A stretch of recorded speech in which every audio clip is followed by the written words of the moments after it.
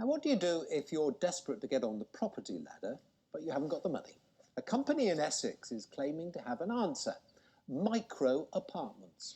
It's converted an old NHS office block in Witham into flats which are a lot smaller than average. The boss says it's a trend that's already caught on in France and Germany. Vanessa Baffo reports.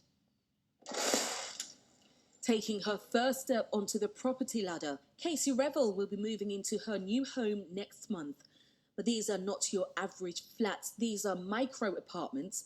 They're significantly smaller than your average living space.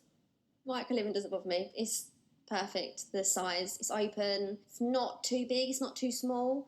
It's just perfect, I think. And I think like when you move out for your first time, you don't want to have all that space because you're not going to have much stuff to move out with.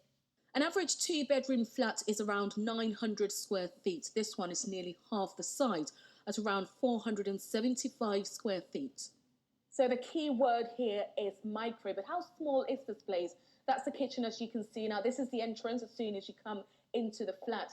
Now, this flat has 2 bedrooms. They're about the same size. Let me show you this one. In here, we have a small double bed. Now, to put things into perspective, a king-size bed will practically fill the entire room. This was a former NHS office building, which has now been converted into 98 1- and 2-bedroom flats. More than 70% of the owners are first-time buyers. Prices have got too expensive, not just in London, but across the country. And if we can make smaller units, where in France and Germany, 25 metres squared is quite common, I think that really helps affordability and people getting on the ladders. And I do think that micro apartments do have their place. You know, typically for younger buyers, ages between 25 and 35, where they want to get on the ladder and actually own an asset, then this really does help them.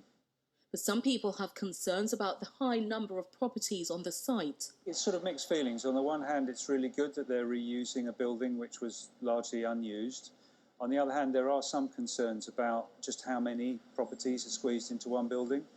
But it's good that people are getting a foot on the property ladder and that the building's being reused. These flats are much smaller than your average, and you'll certainly need a smaller budget. But will that be enough to tempt more people like Cassie onto the property ladder? Vanessa Baffo, BBC Look East, Essex. Well, our business correspondent Richard Bond is here, so this is a sign of the times. It is. These first cropped up in major cities in places like Japan and Hong Kong because of high house prices. They're not caught on in a big way here. I think there may be cultural reasons for that, people not wanting to live in really close proximity. Planning restrictions are another reason, although those have been relaxed in recent years if developers convert commercial offices into residential use, as in this case.